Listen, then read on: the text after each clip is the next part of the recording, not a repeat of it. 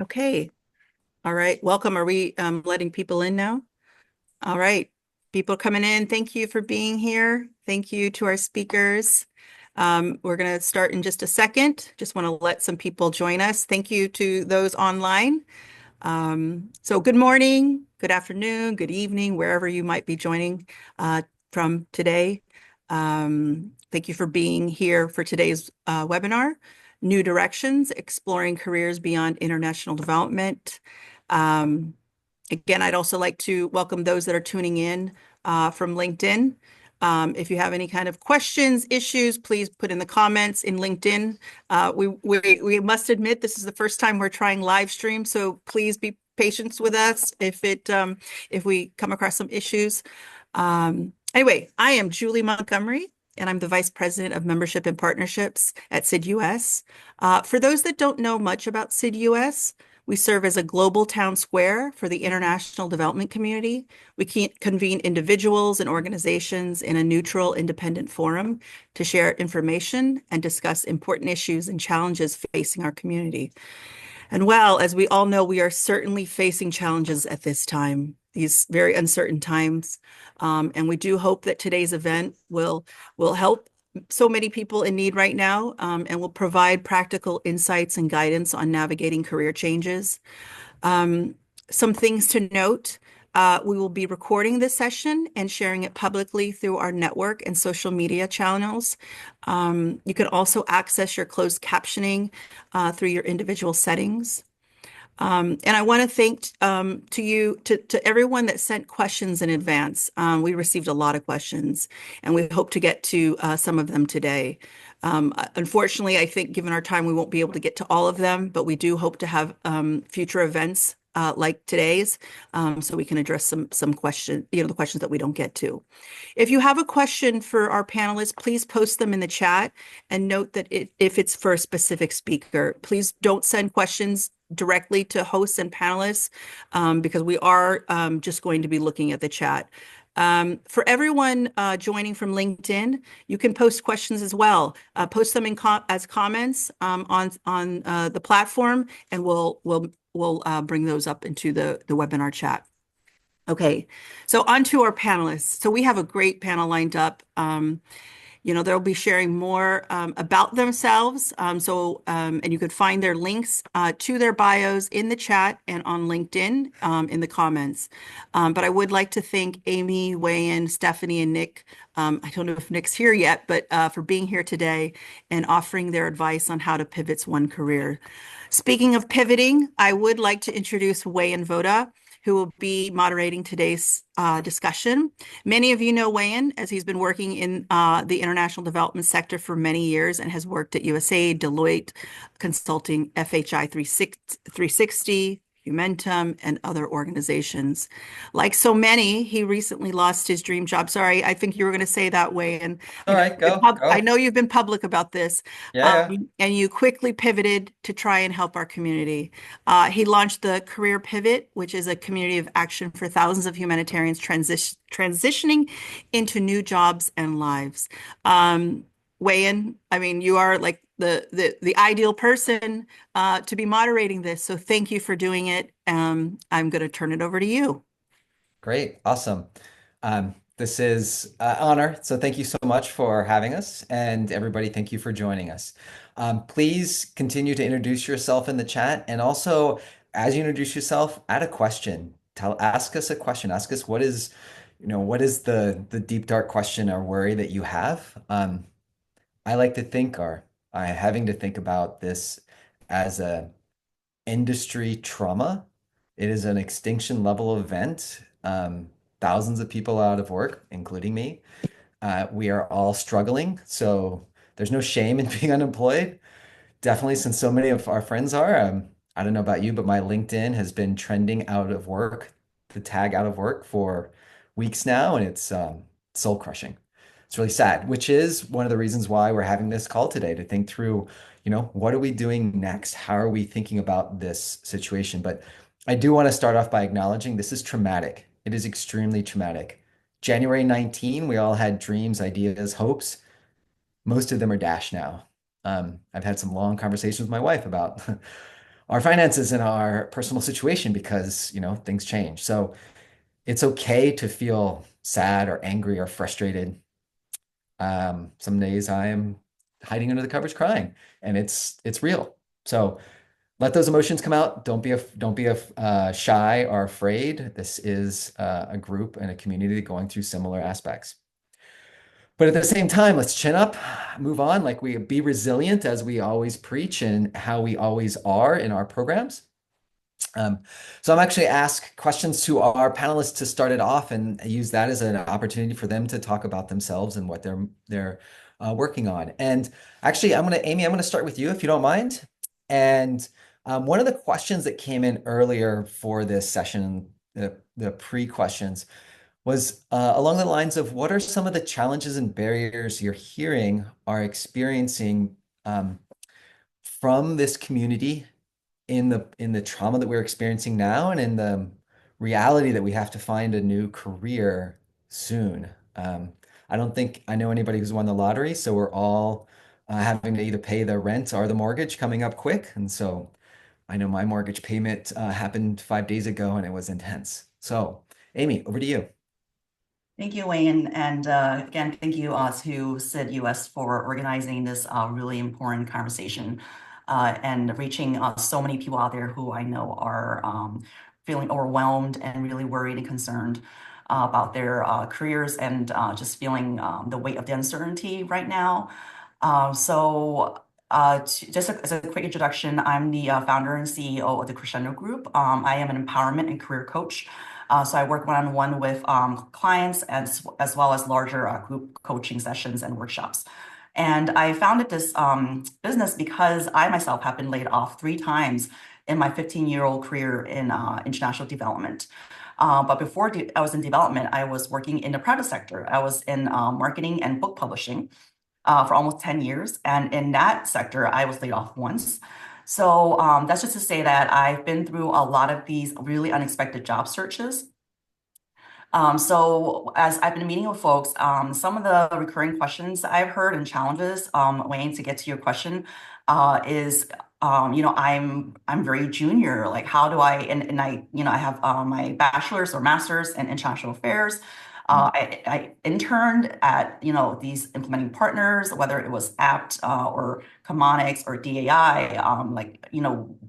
How do I even revamp my resume and sell my education, repackage it, and those questions are not that different when I speak to mid-level and senior level folks, where they feel even more pigeonholed in a specialty or a technical area. So those are the common challenges. It's, how do I rewrite my narrative and repackage my experience? And what I always tell people is, yes, we are in a collective trauma right now. When you start off, I love that you start off on this point because having worked in a lot of conflict zones, I'm always looking for exits and if something happens, where do I go find cover? So I've been trained in what do I do if I'm in a state of emergency? And the first thing to do is really just to assess where you are. So my first piece of advice to a lot of folks I've been speaking with is stop, take a breath, don't even look at job listings yet, and start journaling. The prompts I've been giving folks are, what are my strengths? What are my talents? What are my transferable skills? What are my personal interests, as well as my professional interests? What are my personal and professional goals? If I can describe my ideal role, what does it look like? And I say ideal role, not dream job, because dream job is pie in the sky. But ideal role is within the constraints of reality. So you can be very specific, and you can actually find those jobs through the job listings. So that's a grounding exercise I've been advising a lot of folks to do before they even jump back into the job search. Thank you, Amy. I think that's a great idea is to start and center yourself and think about who am I and what do I want and where do I want to go before you start just crazy applying to jobs. I think the worst thing could happen is you experience this trauma, you immediately try to jump into a new job, and then you process the trauma in the new job and then realize you don't like that job and now you have to job search again, doubling the trauma, right?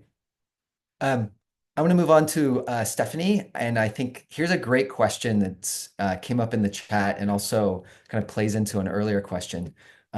Ashley is asking, essentially, this is a mass event happening across our industry. Excuse me. How do we talk about it? How do we explain it to a future employer or even to our friends and family and to ourselves, right? Um, what misconceptions are there in the world outside of our little world that we should be thinking about when we're trying to figure out what to say? So over to you, Stephanie. Yeah. Hi, everyone. And thanks, Sid. And thanks, Wayne, for moderating this. Yeah, it's a lot, right? And I feel like we've all lived like a year within just like the past 3 weeks. So it's a little odd to be talking about how to move forward when you're still processing what's going on. And there's just tons of news going on every hour. So I totally agree with, what Amy had said as far as like taking some time to process what's going on and thinking about what you want to do and having a little bit of that identity reflection. Um, Sorry, when you asked a couple questions in your initial question, which one do you want me to start with? Actually, I think the one that is really interesting is how do we talk about this extinction level event, mass layoff, when we talk to a future employer. There is such stigma in the US around the concept of getting laid off. I could barely even say it I didn't look at my layoff letter for 2 weeks because I was just so mentally unable to even think about that concept and have it and hitting me, who has spent the last 25 years not having it happen to me. So yeah, how do you even I'm still, you can tell I'm still trying to process. Yeah. And I will say that my perspective, so my background is as a corporate recruiter. I've been working with for-profit government contractors and with international development nonprofits for the past 10 years. Prior to that, I worked in the private sector in marketing and advertising with pharmaceutical companies. I look at things from a recruiter perspective. And one thing that when you're thinking about yourself in this situation is you're thinking it, some people might be thinking of it as a little bit of a blemish or something they have to talk over or have to hide a little bit. But I want to reassure people that recruiters and hiring teams are used to seeing people with very diverse backgrounds. There's hardly anyone I know that hasn't been laid off at some point in their career. And that's including people that are even at the midpoint in their career or people that are in their early 20s. It happens. We're used to seeing it. So I don't think it's something that you need to be nervous about talking about. You can state it. It is what it is. Here's what I got from my experiences. Here are the skills that I have, and here's where I can apply them. So I don't want people to think that it's something, again, you have to hide. Or like, for example, we're hearing a lot of advice or people are asking like, how do I like de-government my resume and take all of this specific language out of it? And I really want to caution people against that because your skills are valuable, your experiences are really valuable in a lot of other sectors. And you don't want to take away all the specifics of your experience because then, for example, a recruiter or hiring team, if they look at your resume, they don't know what you did or who you worked with, they're more quickly to dismiss your application. So don't, hide your experiences, really lean into what you have. And for a lot of people in the global development sector, there are big companies or even medium and small companies that are trying to grow in the countries and the sectors you specifically have experience in that are looking for your skill set. So hopefully people are not feeling that weight yet. I imagine though, maybe some people are, but really as a recruiter, I don't look at it as that. I'm really looking at how valuable someone's experience is right there on paper and right there and then. I think I in career pivot call we had yesterday, someone talked about owning the narrative.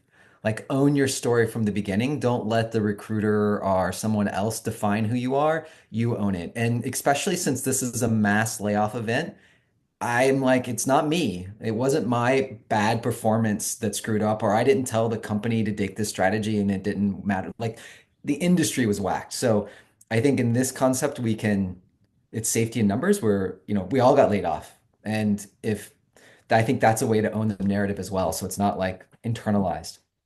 One more follow-up question I wanted to ask you before, Nick, I go to you. Stephanie, someone in the chat asked, which is more important, my resume, my cover letter, or my LinkedIn profile? Which actually I think is kind of a interesting trick question because I would answer none of them are the most important. But what do you think? Oh man, don't get me started on cover letters. Let me focus down on more the resume and the LinkedIn profile. So I think the resume and the LinkedIn profile are equally important. I know some recruiters that they're only looking at job applications that are coming in. They're not even looking at LinkedIn profiles. But I know a lot of people that as they're accepting referrals, they're not even looking at resumes. They're looking strictly at LinkedIn profiles before they're forwarding your name onto a hiring manager. Mm. So I put equal importance to them. The one thing I will say though is you want consistency between your LinkedIn profile and your resume. And a big question I've been getting a lot is, well, what if my job title in a federal position is not, equating or doesn't equal over to the private sector? One thing you can do is put in parentheses next to your job title is a more clarifying job title. So for Mm. example, you have people that have like a chief of party job title, which doesn't translate to the traditional private sector. But in parentheses next to your position title, you could put program project director, something like that, that would translate. So, but you want consistency between your LinkedIn profile and your resume. Regarding cover letters, I want them to die a fast death. I don't read them, but I unfortunately have worked with enough hiring managers that some of them do read them. And so if the job is asking you to do one, you should write one, put a little bit of time into it. You can use AI, but make sure that you're not taking an AI generated document and submitting it as the final one. Of course, tailor it, make it specific, use keywords from the job description in it, and add a little bit of, personal color or flavor to it based on your life experiences and why you're interested in the mission or the work of that company or that employer. Actually, I like that. The concept of never ever copy paste from Gen AI. Think of it as your overeager graduate assistant, and you would never copy paste their work and submit it as yours. So don't do the same from Gen AI. All right, Nick, question for you and a way for you to introduce yourself. One of the questions we had leading into this, which I think you are uniquely qualified to answer. What are the resources that you have found helpful in this job search experience? Career coaching, job boards, training programs, mentorship, etc.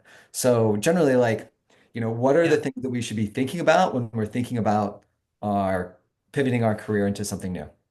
Yeah, thanks, Wayne, and thank you to Sid for organizing this. My current mood right now is just exhausted, just totally drained and depleted, and that's, just being real with y'all. I think I'm going to give you some optimistic things to point to, but I also want to honor that we're in this. I'm in this with you. We're all kind of living through this as we've been talking about. I also just want to, before I dive in, just say you have a dream team here. If you're not already on Wayne's Career Pivot newsletter, you absolutely should be. It's a phenomenal resource. And I just think the speed with which you have jumped at this challenge while going through your own layoff and trauma, Wayne, is awesome. I've worked with Amy for many, many years. I think she's a phenomenal coach. She's been all over my feed trying to help people. I'm reading this chat, and she has offered so much already. So please take advantage of that. And Amy, I hope you're doing okay too, carrying all this because it's heavy stuff. I feel it.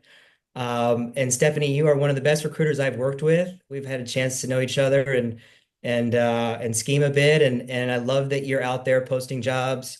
I think it's amazing. So, look, I won't sugarcoat this. This is a really, really rough journey that we're all on right now. And I feel it every day because I'm getting so many notes in my LinkedIn feeds, as I know a lot of the folks on the panel are too.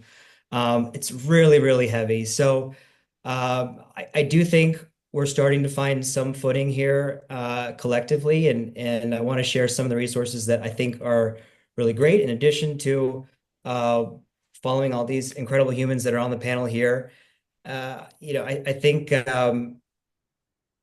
there's a lot of communities really trying to provide clarity on the USAID situation, whether that's DevEx or Humentum, doing some phenomenal work. Joanne Sonnenschein is somebody I follow religiously for all things like what does this mean from a funding standpoint? Really enjoyed her posts. There are a ton of job fairies. This is something that I started 6 years ago, sharing jobs, just hoping people would follow me and adding value where I could, and it has caught like wildfire. And when I sign online to LinkedIn, there are hundreds of people just sharing the jobs that they're coming across in the sector. And so I do think spending your time on LinkedIn when you're ready, when you can, is a good use of your time. And I do regular lists of people to follow who have great resources for adjacent sectors beyond global development, if that's where you are hoping to move to when you are ready. So, Sid, again, has been an amazing force for good in this journey. I want to honor that. And then I'm also working hard on the job board that we run called Impact Source, impactsource.ai. It's automatically pulling in jobs from all over the social impact space, many fields adjacent to global development. You can go on, you can create a profile, you can, for free, you can get matched up with jobs that, based on your preferences that you think you might want to apply for. So, when you're ready, there are those opportunities available for you. I'm a big fan of coaching, and I'm glad that Amy pitched coaching. Impact Coach is another place where I've spent a lot of time over the past 2 years trying to get coaches connected with people like you all for the career search. Don't do this alone, whether it's a newsletter or whatever free help you can get, or the best, actually paying for some of these coaches to be in your corner. Really don't do it alone. It's not enough just to work with your spouse on this or your family or your friends. I think a paid professional who can help kind of guide you through this journey.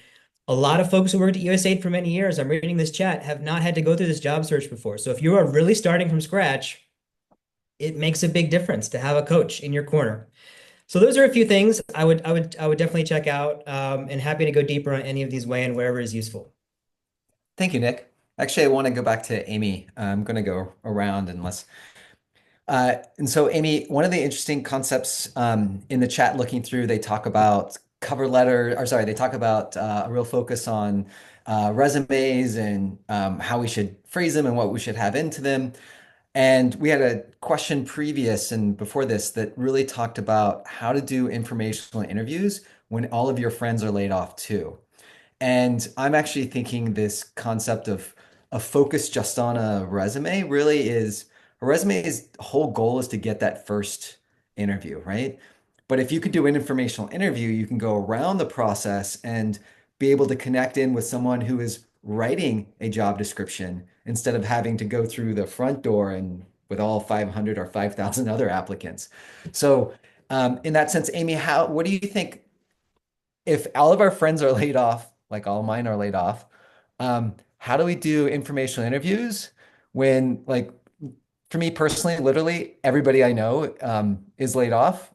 So, damn. That's a great question, and I love, love, love talking about networking and informational interviews. In fact, with my clients, and for those who choose to work with me in the future, we will spend many sessions on just networking alone. In fact, if you go to my LinkedIn profile, my latest post that I wrote, that I authored, was about a job search toolkit. So as a part of the job search toolkit that I help my clients build, one is the master CV, which helps to guide your CVs and resume writing. And there's also a networking one sheet that I always encourage people to develop and use. The networking one sheet is literally what it sounds like. It should have your contact information, what job functions you're looking to do, what specialty areas you want to focus on. So that's a different conversation, like what's a technical specialty versus a function, right? And then under that, it should be, geographic location. And then the second half of that one pager should be all your target organizations. And to Wayne's point, if all your friends are laid off, well, I hope that you have other friends. Talk to your neighbors, talk to your family. If you're a part of religious institutions, talk to your a temple community, your church community. Reach out to headhunters, and don't be afraid to send cold emails and messages on LinkedIn. And I also walk clients through, what do those messages look like? What should they contain? As a quick tip, they should be short. Don't send them your whole bio and life story. So when it comes to networking, think outside of your immediate circle. Yes, tell your family, tell your relatives, tell your neighbors. Let as many people know as possible. So also think about your network alumni. Think about the places that you volunteered. Your alumni networks. Networks. I have a whole thing listed here. Um, Well, actually, Amy, it was really interesting. Somebody put in the chat, Kim put in the chat, it's easier if all your friends are laid off. It makes it clear you're in a transition for business reasons. It's not personal. You didn't quit or get fired. I love that, turning it around, making it a positive, right? Making it opportunistic instead of crushing, right? And Nick, if I remember correctly, you're working on a tool to connect to find what are they called? Weak connections. So when we Yeah, talk about all our friends being laid off, that's a strong connection, but yeah. they're friends of friends and they're friends of friends of friends, right? In 7 Degrees, I Yeah. should hit Kevin Bacon, right? This So is the idea. No, I'm glad you brought this up. Look, this is hot off the press. So this is the first time I'm even mentioning this. So great that y'all are in this webinar with us. And thanks to Sid. But I've been building in the background a tool called Warm Intros, warmintros.org, which is not live yet, which will be live tomorrow, or early now next. it's going to be live tomorrow. I know. Now people are going to go check it out. But the idea behind this is to essentially, really, the idea is, as Amy was talking about, you get your jobs through your network. And so we're in this weird moment where most of our network's been laid off, but there's still peripheral network that has jobs, that's employed. It's not a total doomsday event. And so this idea is really trying to build a site that allows you to upload your LinkedIn connection data into a portal that would essentially allow you to do your job search with your connection data alongside of the job descriptions and the JDs. You can kind of do this in LinkedIn, but as somebody who lives and breathes their life on LinkedIn, there are many, many limits with LinkedIn, and it is a giant tech company that has many other things they're trying to do, including sell job clicks to employers. So we think that there is a real opportunity for this to like facilitate a job search process, a job search journey with your warm connections, your warm leads, and then actually find those people, surface those opportunities more quickly, and get that warm intro before you try to apply for the front door. Because as some folks are noting in the comments here, the front door is going to be very, very busy for the next months, maybe longer. So you've really got to leverage that network and spend the time and effort cultivating those warm connections and warm intros. Thanks, Nick. Slight note to people in the chat. Some of you are sending a notes to host and panelist. Please send to everyone. Sending it to us is not going to help because there's a lot of people with a lot of experience and understanding in the chat. Please share your questions so they can help you answer them. And Stephanie, I've got a good one for you. Or I had one and now Jesus, this thing's moving so fast, I've just lost it. Wayne, can I give a helpful tip? Oh, I want oh. to I want to give I love that we've got all these tools going on, and there's like a helpful tip right now if you're really trying to connect with people that are outside of your network. Tons of people have already transitioned out of international development to other True. jobs. So what you can do is on LinkedIn, you can keyword search and then you can look through your first degree connections, go in the advanced field, go look at past employers, type in all Yes. the companies you have worked for, and then for current employers, they'll have a whole list of them. A lot of them will be private sector companies. Try to reach out to those people that have already made the transition Mhm. out of the international development sector. That's something you can use for free on LinkedIn right now. So, and again, target your first degree connections because people that have already made that transition are the most willing to help you out. They've been where you are, and they're willing to have a conversation and to give you that referral outside of your actual existing sector. Yeah, in fact, we just had a session, a career pivot session with Samir Vazdev, who was working for IREX in our field and then moved and worked at Meta, the company that owns Facebook. And so he was great because he understood a lot of these terminologies and helped. Like I was joking saying, well, if I'm a COP for a PEPFAR program in Merle, I know what I said. Everybody in the call knows what I said, but no one else in America has a clue what I just said. And Samir was great in saying, okay, I've done the transition. Here are the terminologies you should be saying, words that I never even knew existed, and really could help you think through that.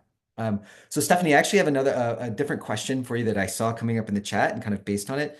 Um, you worked as a recruiter. Someone pointed in the chat saying like a job was open in went open and within 6 hours they had 200 or 300 submissions. Another person said, amazing that I see a job opening, but the problem is since we're all laid off, I'm competing instead of with a dozen people, I'm competing with 1,000 people. And, uh, the employer is going to pick the person one step ahead of me and pay them the amount that I would have loved to make.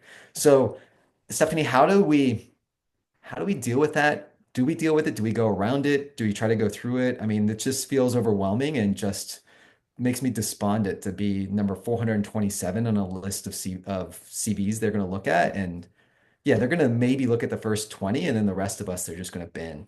Or that's my feeling.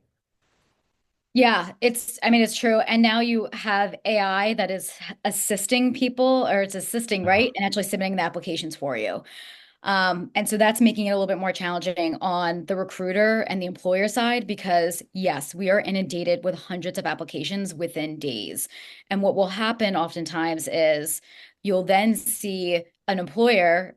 They'll close the job, they'll go through the applications that have come in, and what they'll find a lot of times is a lot of the people aren't qualified that are applying to them because they're just auto applying, they're using easy apply. And then what ends up happening is the employer will then have to reopen the job posting, they'll repost it, and then job seekers get really annoyed because they're like, why did you just repost this job? You opened it, you closed it, you reopened it again. It's because they're not getting probably the right applicants, but also because of DEI initiatives, which is a good thing, we're wanting to get applications to come in. We're not only focusing on referrals because when you only focus on referrals, you get more people that look like you, sound like you, have all the same experiences. So you still want people coming in through an open job application process.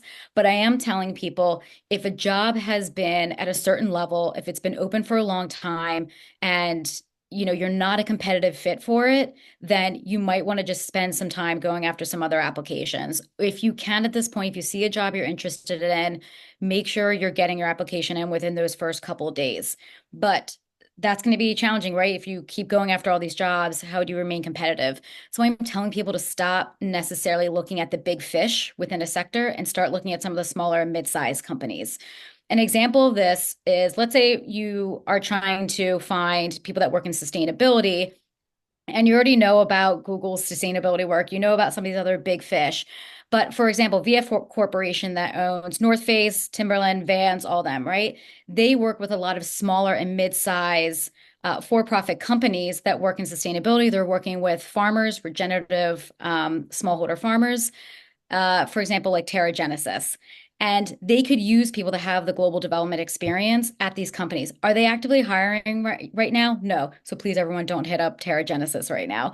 But they're an example of a company that is probably going to be growing because they have access and networks in the countries that global development professionals already have networks in. So start doing research and keeping track of these small and mid-sized companies because it's a way for you to get in rather than going after all the big fish companies that everyone else is going to be going after too.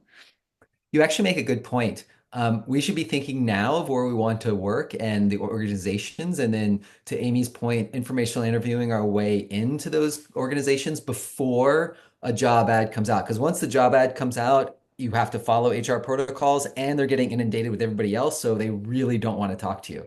So I always think of a job ad is 6 months to a year into a job hiring process, and you don't want to be there. You want to be at the 6 month or a year way ahead. Nick, I want to come to you because I thought there's an interesting question in the chat, and it was if there are any sort of outside the box opportunities for us to collaborate and create something entirely new. And it made me think of entrepreneurship.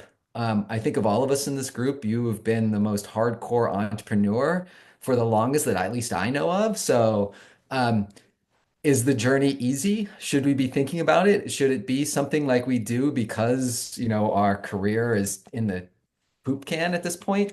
Uh, Yeah, okay, so it's easy, yeah, right? You just kind of go out, hang out your it's shingle super and buy easy. clothes. Well, look, as a modern poetry major, and if there are other humanities majors in the chat, please tell me your super obscure major and share it with the group here. But some of us didn't have a lot of opportunity to get formal jobs in regular employment scenarios. So I kind of backed into entrepreneurship because I had a hard time getting a job. And I probably started too young. I tried to start my company at 27. And in our sector, that's very challenging to do. Many know it's just we're a bit ageist. in the sector, and I really struggled for many years. But I do think it's an interesting time to really be expansive about what it is you want to do. How do you want to show up in the world? Amy talked a little bit about questions you should ask yourself. I would add to that, what are your core values at this moment in your life, and how do you want to express those professionally? Before you apply to jobs, before you start running and chasing networking connections, trying to get in touch with yourself, and as you're processing, trying to ask these bigger questions. I think it's an incredible time to be an entrepreneur. There, you can build a website and spin up a consulting practice in a matter of hours and days. Getting business is hard, and thinking about how your skills transfer is hard. But I do think the field that we know as international development is going to look for a lot more contractors than ever before. There's going to be opportunities. You can decide if those are worth going after and cobbling together.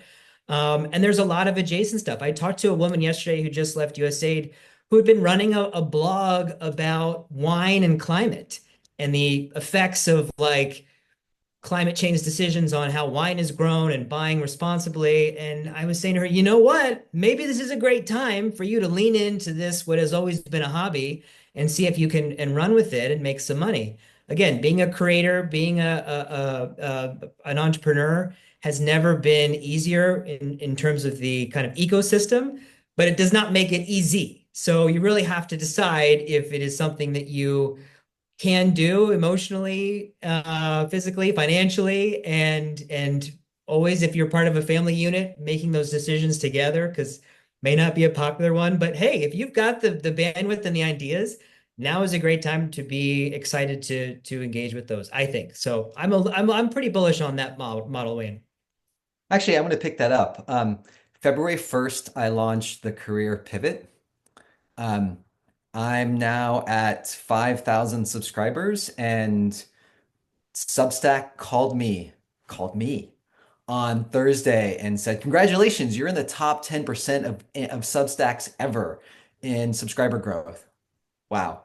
And I just got automated email during this call that said, "Congratulations, you are now oh, I just blanked on the term, but it was something in the sense of like, oh, I'm a um, certified 5% or something crazy." And I'm like, wow, I guess a lot of people on Substack just have their mom reading their blogs. But that's pretty amazing. It was totally easy. It only took what, 100-hour weeks so far, 14 to 16-hour days, 5, 6, 7 days a week.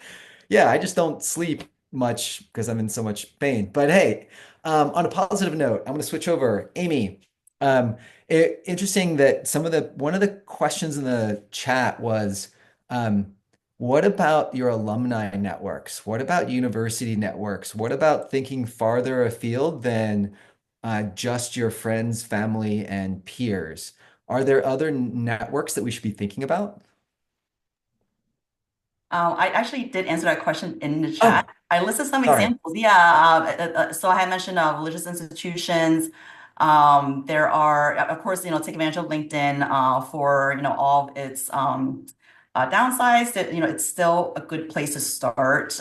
Google, these companies, a lot of times people's names are listed in the staff page, the teams page. So you can find their email. Sometimes they're already also listed on the website. They're also use headhunters and executive recruiters because their job is to find you a job. And if you get a job, they get paid.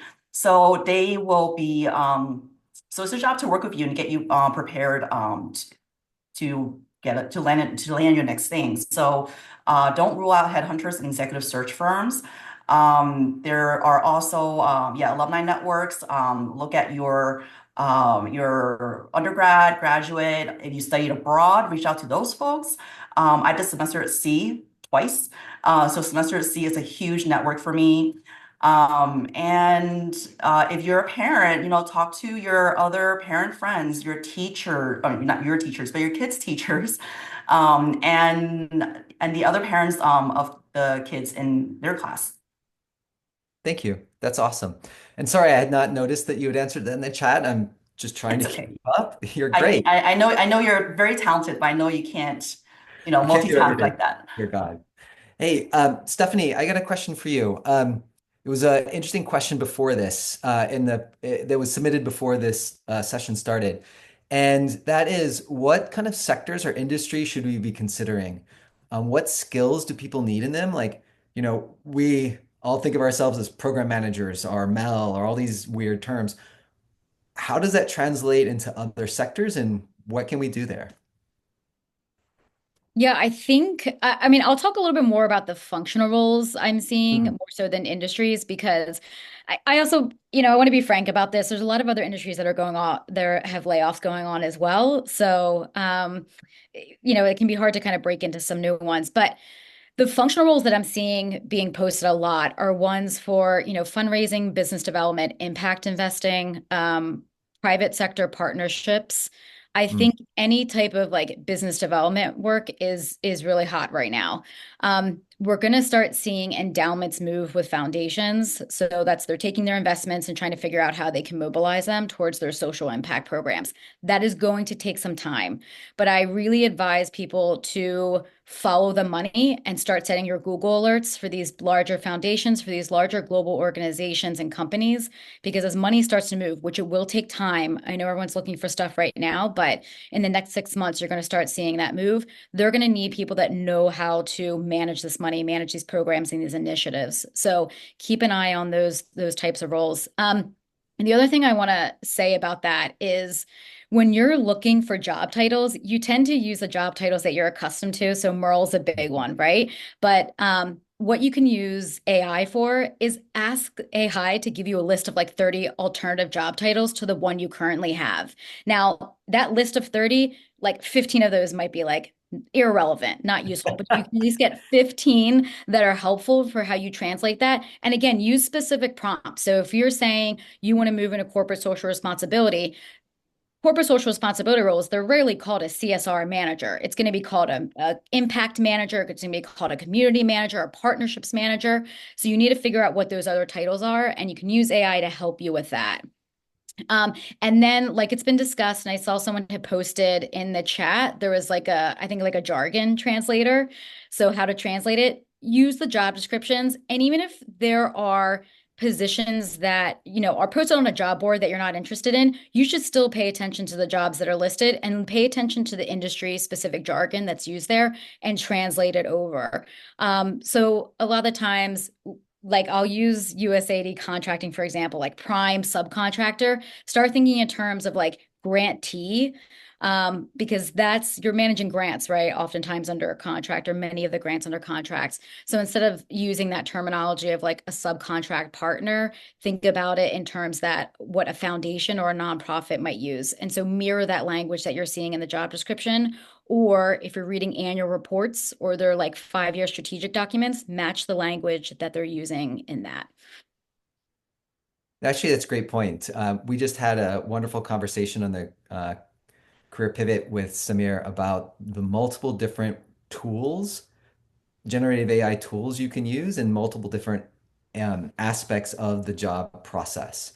And one of them was a translation tool just of the terms that we use that aren't used anywhere else in the world. And also terms that are used specifically in the business world and in certain industries within the business world that we don't use, right? I mean, God, what the Army jokes that they have an acronym for acronyms and that kind of level of understanding, right? And I wouldn't know what they are. And so one of the interesting aspects is there's a voice, um, whatchamacallit, functionality on ChatGPT and some of the Gen AI tools where you can use and actually have it give you job interview questions so you can practice the job interview live with an actual like Gen AI that is impartial to you. So where your friend might not tell you that you sound like crap, the Gen AI is going to be straight up and honest. So in that way, really helping you move forward.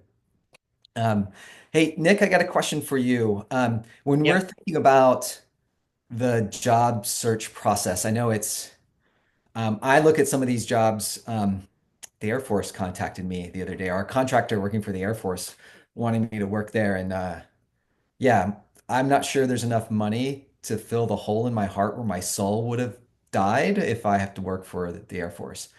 But other people that they don't have the same hippie parents that I did, so they grew up with different values. Your impact source job board. Give us a little understanding. Is it social impact jobs?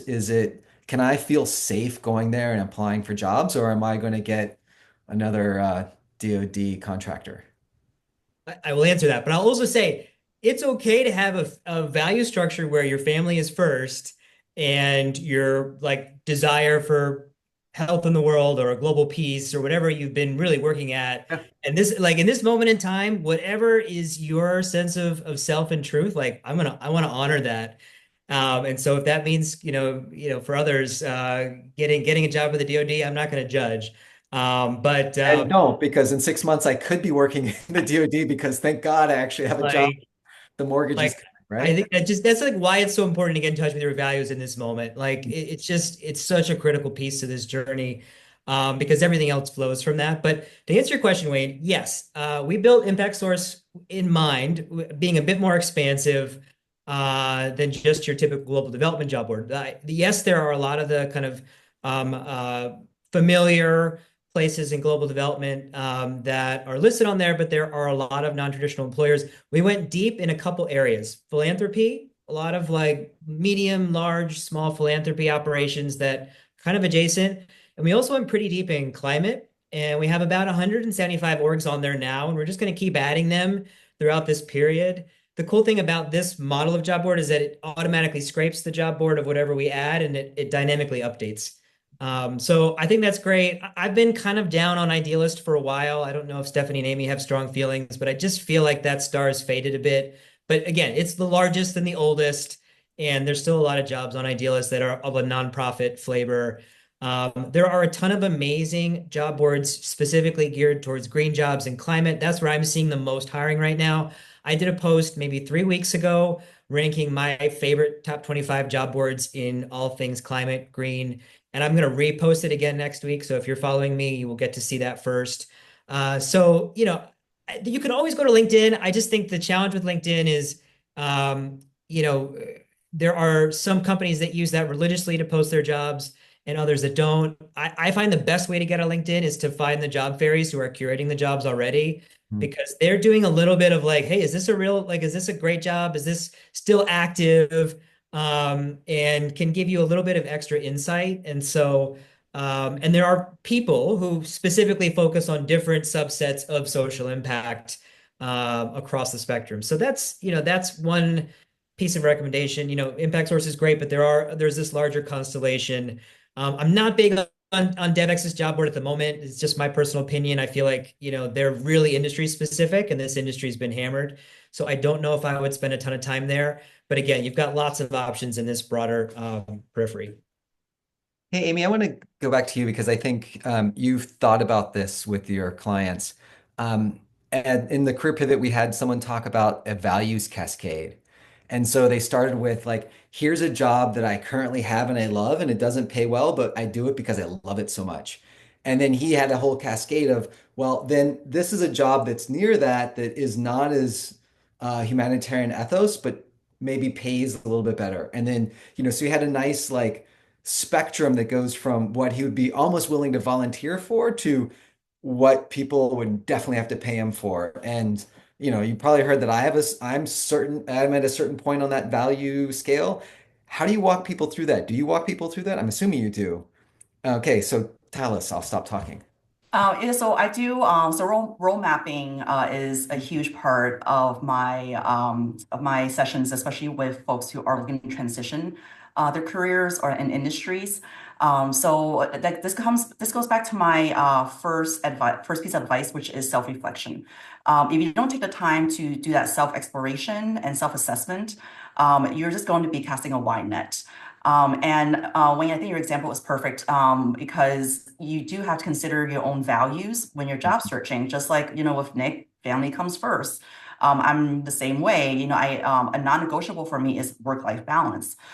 So if I find myself in a firm where working 12, 16 hours a day, then that's a mismatch, misalignment with my values. But you don't want to get into a job to find that out. You want to know that before you even apply. So this is where, again, networking is so crucial. Talk to people inside, and ask them, how long have you been here? What are your values? Because if their values are different from yours, then what they're telling you is not going to be helpful to you. But if their values are similar to yours or the same, and they say, I love it here, then go right ahead. But if their values are the same as yours and they're like, yeah, I'm not too happy, then you know not to waste your time with that organization. And there was also, sorry, Wayne, I'm going to take this time No? to answer one question I keep seeing and also keeps coming up is for folks who work in DEI Oh, and I was going social to ask you that yeah, question. and social justice, gender, and social inclusion, which is my background as well. How do you repackage those skill sets? And I want to just a note of optimism. As I'm scouring job listings, DEI is not dead. It is still well and alive in law firms, and law firms pay very well. So this is now's a great time to check out law firms, and some of them, and not all law firms are evil, but some of them, have plaintiffs who are small businesses and women minority-owned businesses. So look at law firms, and also for firms that are trying to be a little bit more on the conservative side. They're still doing DEI, but under the guise of employee engagement. Mhm. And Stephanie will notice that employee engagement is normally, how do you retain employees? But now when I see employee engagement job listings, I see DEI or requirements and experiences that normally fall under DEI now housed under employee engagement as well. So look for positions and titles that say employee engagement.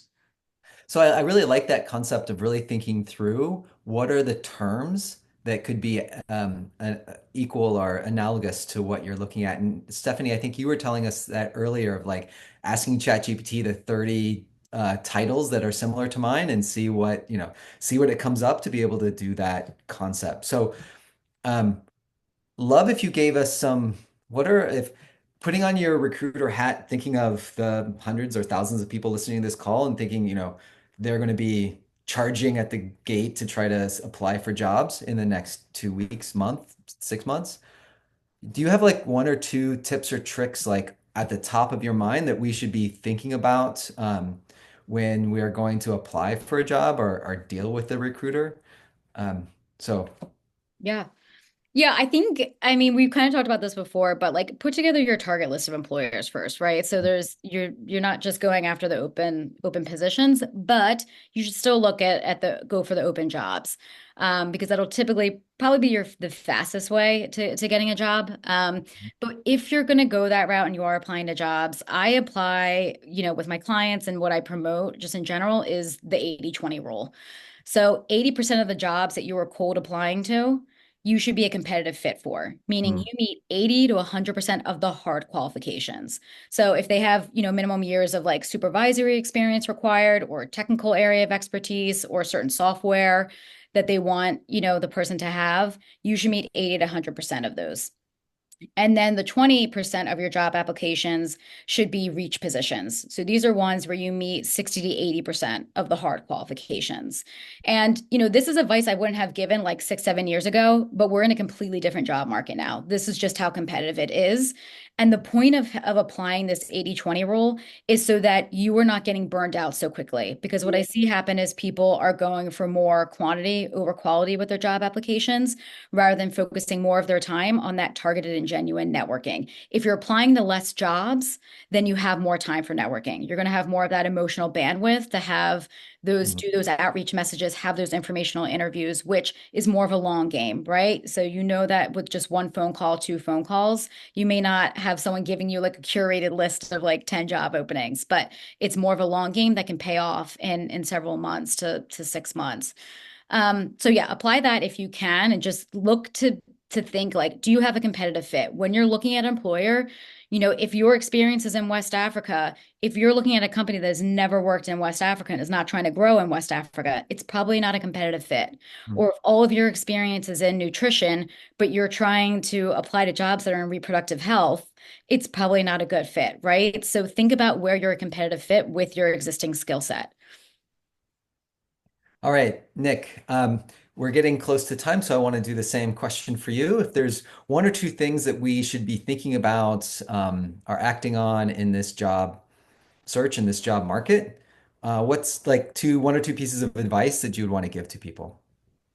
Well, I've hit on a couple of my big themes, like, really focus on your values first. I have a 30-minute free LinkedIn course that does kind of guide people through that process, and looks at different sectors and thinking about how you manifest your purpose across different types of businesses and organizations.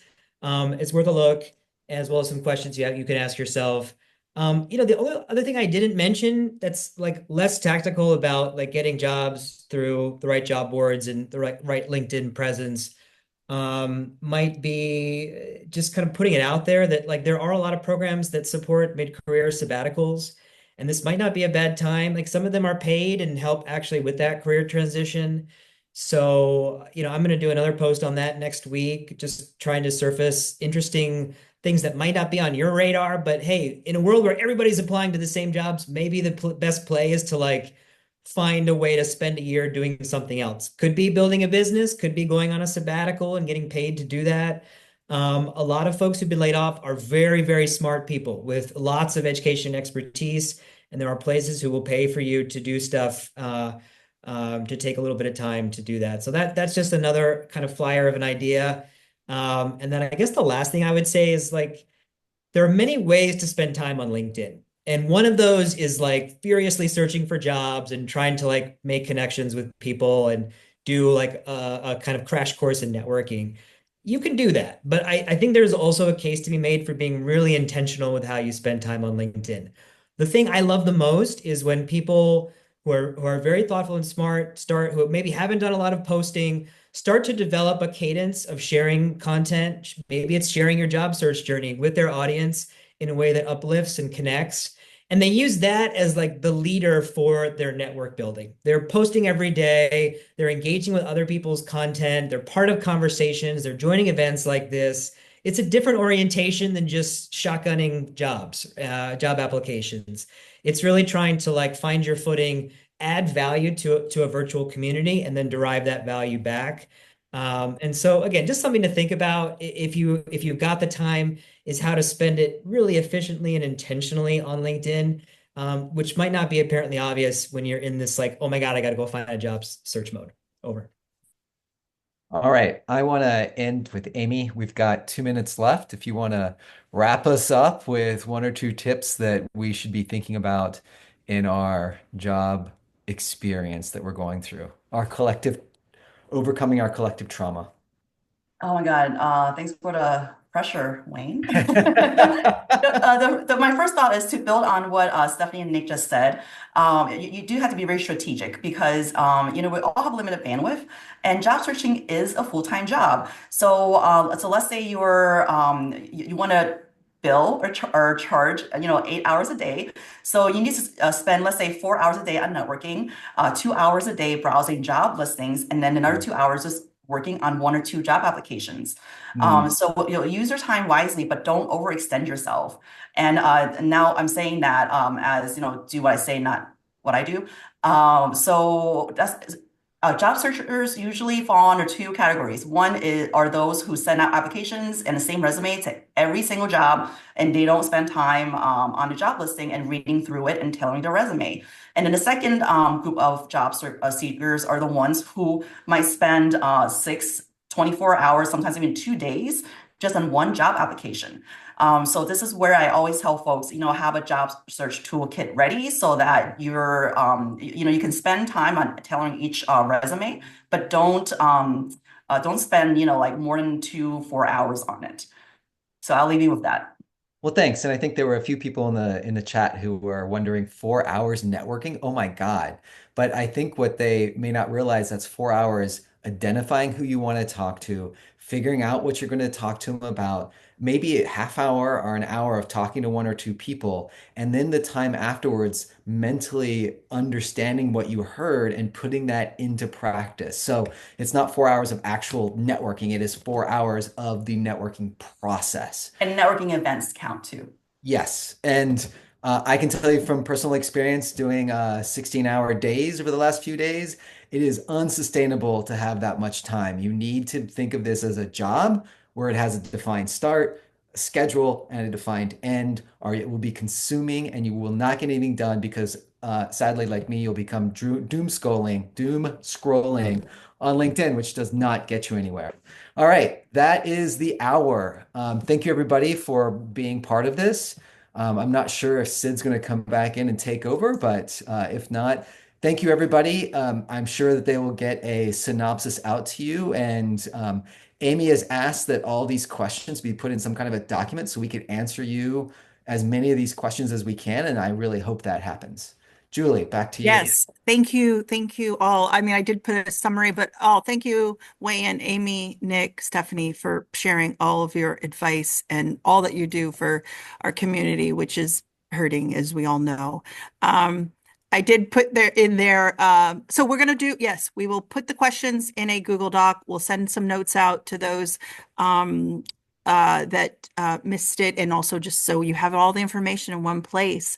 But I did want to share one thing that I always reminded myself when I was looking in my last job hunt, and it is every time I felt that I was being rejected, I felt the universe was sending me to somewhere better. So just, if you could remind yourself, when you do get your rejections, and you will, there will be something. There will be something.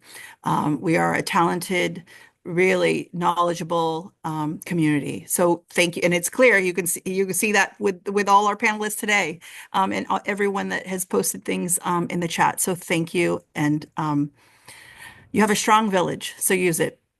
So thank Yeah. you. And we hope to see you at a future SID event. Thank you. Thank you. Bye. I would